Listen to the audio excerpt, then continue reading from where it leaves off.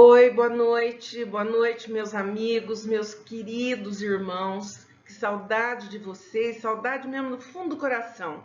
Ainda bem que existe a tecnologia que nos mantém relativamente unidos, né?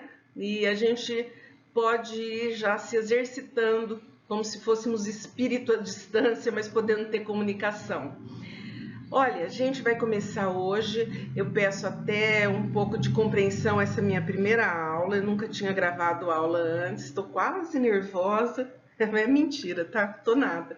Mas vamos começar nosso livro Ação e Reação. Eu acredito que a gente vai curtir muito esse livro esse ano, porque nós vamos estudar muito os umbrais, como que as pessoas vão para lá, como que a gente pode fazer um roteiro na nossa vida para que a gente já fique desde agora nos preparando para vidas melhores, para desencarnes melhores. Enfim, é uma aula, é um livro que acho que vai prender muito a nossa atenção. Talvez o tema não seja um tema alegre, mas é um tema muito importante. Eu acredito também que nós espíritas temos assim uma grande preocupação, já que a gente acredita na vida após a morte, na reencarnação, o que vai ser da gente quando a gente desencarnar? Para onde a gente vai? Será que eu vou para o umbral ou não vou? E tem dicas, né, de história de outras pessoas que dá para a gente tomar como exemplo para nossa, né, para nossa vida. Então, eu tenho certeza que a gente vai curtir bastante, tá bom? Então, vamos lá? Vamos começar? Nosso primeiro capítulo chama Luz nas Sombras. Nesse livro, nós vamos ter o Druso, que é um instrutor do André Luiz e do Hilário. Eles vão o André Luiz e o Hilário vão estagiar num lugar que está no umbral, tá? Chamado Mansão Paz. O Druso fala para o André Luiz e para o Hilário. Antes, deixa eu até fazer um parêntese aqui. André Luiz e o Hilário ficam 3 anos estagiando nesse local. É como se fosse uma cidadela grande, não é um lugar pequeno, e é um lugar de estudo, é um lugar de trabalho, é um lugar de regeneração, é um lugar para os espíritos desencarnados que já querem fazer a sua melhoria em relação à evolução espiritual. Então, eles já sabem o que querem, eles já estão ali para aprender, para trabalhar, para melhorar, tá? Como a gente está fazendo aqui, por exemplo, frequentando o centro, trabalhando ajudando os irmãos, trabalhando em relação a ajudar o próximo, fazendo leituras, procurando melhorar nosso comportamento, trabalhando a nossa reforma íntima. Na verdade, a gente já está fazendo tudo isso para que a gente tenha as próximas vidas de melhor qualidade, não é?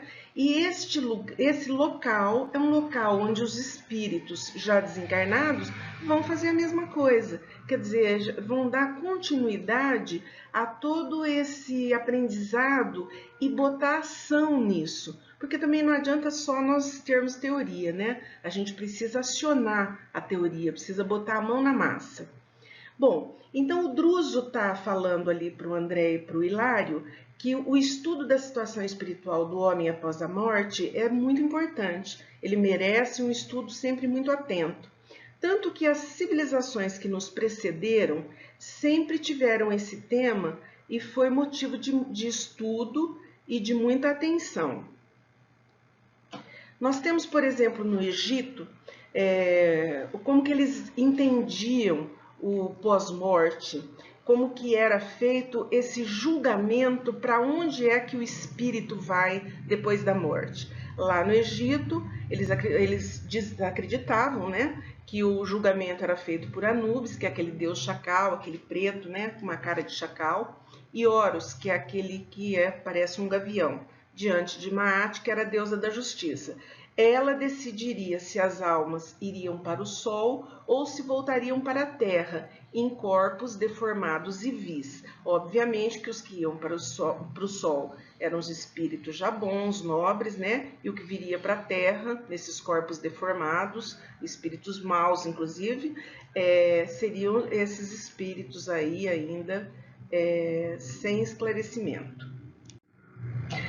Já nos hindus, eles achavam, para a mesma situação, que o juiz dos mortos decidia se as almas iam para o paraíso ou se desceriam para as regiões de Varuna, onde eles seriam presos nas câmaras de tortura, amarrados uns aos outros por serpentes infernais. Gente, acho que é melhor não querer ir para o inferno em nenhuma raça, em nenhum lugar. Acho que é por isso que os filhos eram tudo mudos. Se você falasse que ia para o inferno, o moleque ficava quieto, fazia tudo que você mandava, não tinha problema nenhum. Bom, aí vamos. Os hebreus, os gregos, os gauleses e os romanos tinham mais ou menos umas crenças semelhantes. Tinha assim um pouquinho de diferença entre elas, mas basicamente eles eram convictos que os bons, os retos, puros, nobres, iam para uma elevação celestial, enquanto que os perversos, os criminosos, os maus, iriam para regiões de suplício, fora do mundo ou no próprio mundo, por meio de reencarnação em formas vis, pela expiação e pelo sofrimento. Bom, então dá para a gente observar que mais ou menos essa ideia da punição ou a ideia da ascensão, ela é comum em todos os povos, com algumas diferenças entre si, com nomes, né, diferentes também, mas a ideia básica, ela vem sempre seguindo o mesmo roteiro. E não é diferente da Igreja Católica, nem até do próprio Espiritismo, que embora com nomes e algumas diferenças de situação, também fala dos espíritos bons e nobres e dos espíritos ainda em expiação ou provação, tá? Obviamente que essa conversa fascinava o André Luiz e o Hilário, que já são fascinados mesmo o tempo inteiro. O André é louco para fazer pergunta, mas parece que o Hilário dessa vez sempre se antecipa e faz as perguntas antes, né? E assim eles estão prosseguindo o assunto. O Hilário e eu, agora o André contando. Hilário e eu estávamos visitando a Mansão Paz, uma notável escola para estudo, trabalho e reajustes e que era dirigida por Druso, que doravante seria o nosso instrutor durante o período de 3 anos que ficaríamos estagiando por ali. Então, já tinha falado sobre isso. É uma escola, mas é um lugar muito grande. Ele vai falar aqui mais para frente que parece quase que uma cidadela, tá? Um lugar para estudar, para trabalhar, para reajuste. Quer dizer, é mais ou menos aquilo também que a gente busca quando a gente vai para o centro, quando a gente se envolve nas ações de solidariedade ou de trabalho dentro do centro ou de qualquer outro lugar, né, da nossa cidade, do nosso estado, enfim, é aquilo que a gente já vem buscando. Então, uma continuidade de tudo isso. A escola estava situada nas regiões inferiores, em uma zona inóspita e castigada por uma natureza muito hostil. Uma espessa névoa escura, pegajosa, sombria, contornava e abraçava o prédio, que naquela hora se adensava em um movimento terrível, como se estivesse sendo tocado por um terrível vendaval. Bom, então vamos lá, vamos pensar, vamos imaginar isso. Lembra quando nós estudamos já os livros passados, que a gente viu escolas, hospitais nas zonas umbralinas, né, logo acima da camada da terra, mas que eram zonas de refúgio, eram hospitais, eram escolas, eram casas que, por estar naquela região, que é uma região agressiva, uma região quase desértica, muito com os espíritos ainda, com muito endividados, muitos enlouquecidos, sem esclarecimento nenhum. Lembra que essas regiões tinham que ter, inclusive, toda uma segurança para ela não ser invadida? Lembra disso? Lembra da casa que saía do lugar, que ela mudava de um lugar para outro de acordo com as necessidades, lembra disso? Então essa escola está mais ou menos no mesmo tipo de região, uma região triste, uma região escura, uma região castigada por ventos, por vendavais horríveis, por uma névoa que a envolve o tempo inteiro, obviamente pelo lado de fora, tá? Lá dentro era tudo tranquilo. Dentro dessa casa, a casa em si, essa escola, era um pouso acolhedor. Essa cidadela, vamos dizer assim, ela vive sobre a jurisdição do nosso lar. E ela foi ali fundada há mais de 300 anos. Para nós agora quase 400, né? Porque o livro já 350 anos, né? O livro já tem quase 50 anos de edição. E ela se dedica a receber espíritos infelizes ou enfermos decididos a trabalhar para sua própria regeneração. Então veja bem, os espíritos que estão ali estudando não são espíritos puros, maravilhosos, são espíritos como nós, ainda com as suas mazelas, com as suas tristezas, com as suas deficiências, né? Às vezes espíritos que chegam enfermos. Qual que é a diferença deles estarem lá, deles terem tido acesso a isso? Eles já estão decididos a trabalhar para a sua própria regeneração. E fazendo aqui um comparativo, tá mais ou menos para nós, né? Porque nós também já estamos decididos a trabalhar para regenerar. Então, eu lendo aqui, eu fiz uma analogia que eu acho que é justa entre a gente estudando, buscando a melhoria e lá a continuação desses estudos e dessa melhoria também. Essas criaturas que estão lá estudando, trabalhando, ou se elevam para as colônias de aprimoramento superior ou retornam à esfera terrestre para uma reencarnação retificadora. Quer dizer, aqueles que conseguem uma evolução mais aprofundada, conseguem ser mais assertivos, já entendeu, já introjetou, já trabalhou essa reforma íntima que é tão necessária para a gente, às vezes eles já conseguem ir para colônias melhores. Se não dão conta, se ainda não conseguiram chegar a esse nível, eles quando retornam na reencarnação da Terra, eles já vêm numa reencarnação de retificação. Quer dizer, lá ninguém parou de crescer, ninguém parou de evoluir. As pessoas que estão nessa casa estão sempre dando continuidade para essa evolução espiritual, para essa reforma íntima que é tão importante para a gente ascender a lugares melhores, né, de moradia. Então, toda essa cidadela, como as outras que nós já vimos nos outros livros, elas têm ao redor dela instalada recursos de segurança e defesa. Vamos imaginar, por exemplo, que a gente more aqui numa zona extremamente perigosa, onde tem gangue, tem tráfico de droga, né? Tem tudo. Se nossa casa fosse feita ali, com certeza, nós que não participamos desse meio, a gente estaria nos protegendo com cerca, com todo tipo de proteção que nós pudéssemos fazer. Lá é a mesma coisa. Bom, nessa casa também tem, além dos sistemas de assistência, tem também muitos cursos de instrução. Eu fico imaginando que lembra muito o que a gente procura nos nossos centros espíritas. Eu estou falando de centro espírita porque nós somos espíritas, mas isso a gente vai encontrar em todas as filosofias, em todas as escolas, as igrejas, sempre assistência, cursos de instrução, etc. Então, nessa casa tem os professores, enfermeiro, médicos, sacerdotes, desencarnados, eles encontram novas oportunidades de estudar e trabalhar, né? Obviamente, como sempre, o André Luiz estava lá babando, né, achando tudo maravilhoso, Hilário também, e nós aqui do outro lado também, né? E aí o Drúzio fala que, por exemplo, a gente pode enxergar a Terra em vários ângulos. Para o astrônomo, né? É um planeta que vai gravitar em torno do Sol. Para um guerreiro, é um campo de batalhas. Para o sociólogo, ele vai estudar as diferentes raças, como que é o comportamento.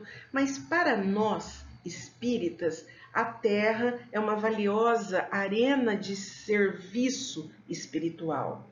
Nós temos uma humanidade muito sofrida e a gente precisa participar da elevação dessa humanidade. Se você acha que a humanidade toda está muito distante, a gente sempre fala, começa dentro da casa, dentro da família, na região, nos seus vizinhos, né? Enfim, nós estamos dentro de uma arena realmente aonde nós temos oportunidades inimagináveis de trabalho. Se o teu vizinho está doente, faça uma sopa. Se alguém precisa de auxílio, vai lá, tenta fazer uma prece, tenta conversar, sobrou dinheiro, você tem bens materiais, vai comprar comida para distribuir. Enfim, tem inúmeros trabalhos para fazer. Você tem alguma atividade que você saiba fazer? Vai trabalhar para uma escola, vai ensinar, vai ajudar a cuidar de enfermos, vai para os hospitais.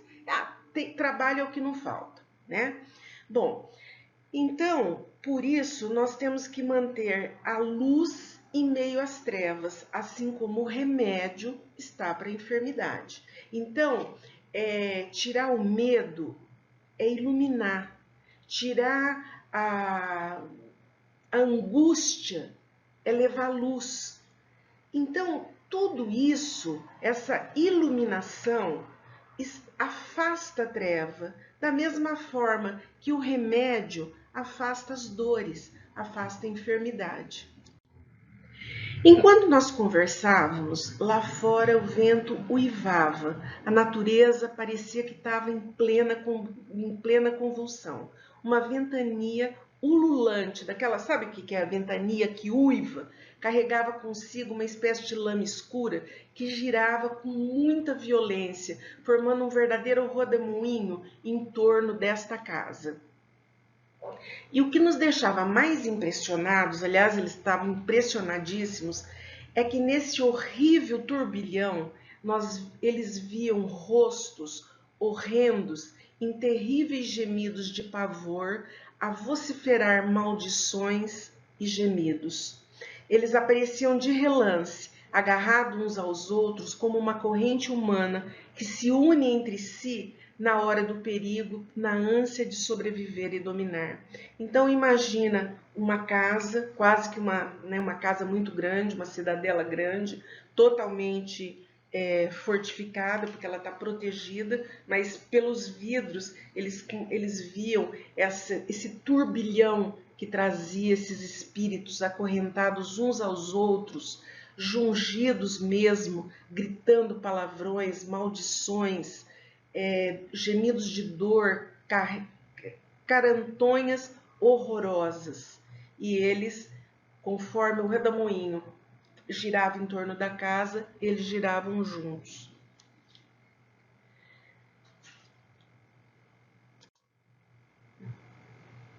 E aí, gente, o Druso também olhava para fora com um olhar de extrema compaixão. O André Luiz e o Hilário estavam assim, arrepiados, estavam horrorizados. Imagina a gente lá olhando uma cena dessa. A gente ia estar enlouquecidos e devia ser mais ou menos a situação que eles estavam. E no olhar do Druso, parecia que ele falava que de toda a dor que ele sentia com aquela situação nos anos em que ele ali residia, que era uma região de extremo sofrimento. E aquela cena devia ser uma cena que ele via há muito tempo, né? Desde todo o tempo em que ele estava ali naquela casa servindo. Quando então o Hilário, sem conseguir se conter, ele pergunta para o Druso: por que não abrir as portas para os que gritam lá fora? Isso não é um posto de salvação? Gente, quem de nós não teria feito exatamente a mesma pergunta? Quer dizer, nós estamos aqui estudando num lugar pacífico para evoluir. Lá fora, os nossos irmãos sofrendo esgares de dor, uma situação horrorosa, e ninguém abre a porta, ninguém bota esses infelizes aqui dentro. Afinal, esse é um posto de salvação ou não? Olha só a resposta que é muito importante para a gente aprender. E aí o Druso, extremamente sensibilizado, ele fala, mas a salvação só é realmente importante para aqueles que desejam se salvar. Quantas vezes a gente não tem pessoas muito queridas, às vezes da família, que você ama muito, seu filho, por exemplo, e você vê que ele está dando um passo super errado, e você está falando, não faça, não faz, não é assim, não é... mas não adianta, não adianta, a pessoa precisa estar predisposta a evoluir através do ensinamento. Normalmente, nós evoluímos, infelizmente ainda, nossa condição é ruim, a gente evolui muito pela dor, pela experiência. Então a gente bate a cabeça e o outro tá ali falando, não faz, não faz. Não, mas a gente vai e faz, se arrebenta todo e volta. Mas quando que a gente está predisposto a evoluir?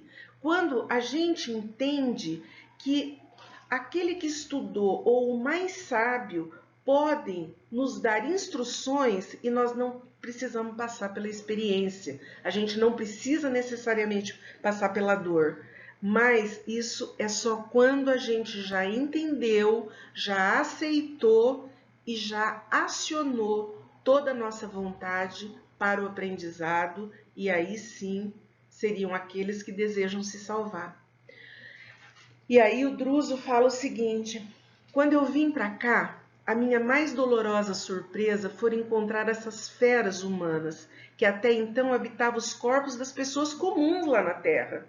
Se viessem morar aqui, sem estarem preparados, eles iriam nos atacar e dilacerar, arrasando totalmente esse instituto de assistência pacífica. Seria como soltar tigres dentro de um templo de oração. E nós nunca devemos esquecer que a ordem é a base da caridade. Vejam bem, aí você fala, poxa, mas como é que é fera humana e habitava um corpo comum lá na Terra? Gente, o que é um pedófilo? O que é uma criatura que dilacera a vida de crianças? Ele é, na realidade, um monstro que não parece, que às vezes é uma pessoa extremamente delicada na aparência, mas que desvestido do corpo físico, quando chega lá sem máscara, mostram as feras que são. Os políticos que roubam a merenda escolar. Gente, isso daí é mais ou menos pior do que aquela turma do Gregório. Lembra do Gregório? Que, né, aqueles dragões. Isso é um dragão. E aqui, você vota neles. Eles têm uma aparência bonita e de repente você fala, poxa, esse cara acho que é bacana. Vou votar nele. Você não sabe que ele é assim, mas de repente ele está lá roubando a merenda, roubando o dinheiro da saúde. Aquele médico que fez o juramento, né, o juramento de Hipócrates, de salvar vidas e que por causa, muitas vezes, de falta de dinheiro, ele deixa de atender ou ele atende de uma forma qualquer, porque ele está sendo mal pago. Tudo isso são feras humanas. E as nossas feras? Quais são ainda aquelas feras que a gente alimenta do nosso eu? Porque elas existem, nós sabemos quais são. Então, dentro da reforma íntima, é por isso que é importantíssimo o autoconhecimento. É nós nos voltarmos para nós mesmos, para nós realmente enxergarmos sem máscara quem nós somos. O que eu ainda estou fazendo que é tão errado? No que eu posso melhorar? Apesar da serenidade com que Druso deu essa explicação, todo o semblante dele era de pura compaixão. Recompondo a fisionomia, Druso explicou: hoje estamos tendo uma grande tempestade magnética e muitos irmãos das regiões inferiores estão sendo arrebatados como se fossem folhas secas no vendaval. Agora veja bem, gente, por que esses irmãos estavam sendo atraídos pela essa tempestade magnética? Porque eles estavam vibrando na mesma faixa vibratória. Se a tempestade magnética era hostil, era para arrebentar, era agressiva, todos eles estavam ali na mesma forma, né? E aí o Hilário pergunta se eles guardam consciência disso, se aqueles que estão lá fora, né, nesse turbilhão, se eles iam guardar. E o Druso fala, raro deles vai ter consciência disso. Esses irmãos não possuem qualquer sentimento nobre. Eles trazem o íntimo como um turbilhão de ideias desgovernadas e cruéis, tal qual a tormenta para o qual são sugados. Eles odeiam, aniquilam, ferem, mordem. Eles são atraídos para a tempestade magnética porque os seus pensamentos íntimos estão vibrando na mesma frequência dela. Alojá-los aqui de imediato seria o mesmo que alojar tigres, não é? Num templo de paz. Então, olha aí de novo os nossos pensamentos sempre comandando a nossa vida. Quando a gente está com ódio de alguém, quando a gente sente uma inveja que a gente não conta para ninguém, tá? Mas a gente sabe que sentiu. O que é que nós atraímos? Se tivesse uma tempestade por aí, a gente já não estaria envolta nela imediatamente? Então é a mesma coisa. Não tem diferença de lá para cá ou de cá para lá. É isso que a gente tem que ter em mente para a gente já começar a fazer o nosso trabalho desde hoje. Mas conservam-se interminavelmente nesse terrível desajuste? Perguntou Hilário, já agoniado nessas alturas. Quer dizer, eles nunca vão sair daí? Eles vão estar rodopiando nesse rodamuinho a vida inteira? E o Druso fala claro que não. Essa fase de inconsciência e loucura passa, assim como passa a tempestade. Mas, por vezes, a crise persiste por muito e muito tempo. Então, por quanto tempo você vai ficar na dor? 10 anos? 2 horas? 200 anos? 2000 anos? Quantos anos? Depende de cada um. Açoitados pelo temporal das provações, das dores, das aflições, a alma se corrige, se reforma pouco a pouco, até ela conseguir aceitar as responsabilidades que ela criou para si mesma. Após a aceitação, muito trabalho haverá pela frente e a velocidade da reforma íntima está diretamente ligada ao esforço acionado. Bom, tudo que a gente já vem estudando, né? Quanto tempo a gente vai ficar no sofrimento? Quanto tempo a gente não quiser sair dali. Como que a gente vai fazer para sair dessa zona? A gente vai estudar, a gente vai pela teoria, depois a gente tem que acionar. Ou tem muita gente que não tem teoria, mas aciona o tempo inteiro. Você não precisa de uma religião para você ser uma pessoa nobre, boa. Você não precisa dela. Você pode ser nobre e bom pelo seu próprio caráter. A religião te dá uma cartilha. Talvez te agilize um pouco mais, né? Mas ela não é preponderante. As pessoas podem ser boas porque têm bom caráter, olham para si, se conhecem, reconhecem e se corrigem. Você não precisa da dor para correção. Nós ainda usamos as dor pela nossa tacanhice, mas ela não é necessária dessa forma. Então, não basta o tempo de purgação do espírito depois da morte, nos lugares de treva e padecimento, para que os débitos da consciência sejam ressarcidos? E essa é a resposta da nossa próxima aula. Tchan, tchan, tchan, tchan. Não vai perder a próxima aula, porque nós vamos começar respondendo essa pergunta. Queridos, beijo, beijo, beijo para todos. Até a próxima aula. Tamo junto. E se Deus quiser, quando a gente desencarnar, a gente se encontra tudo junto. Ninguém solta a mão de ninguém e vamos que vamos.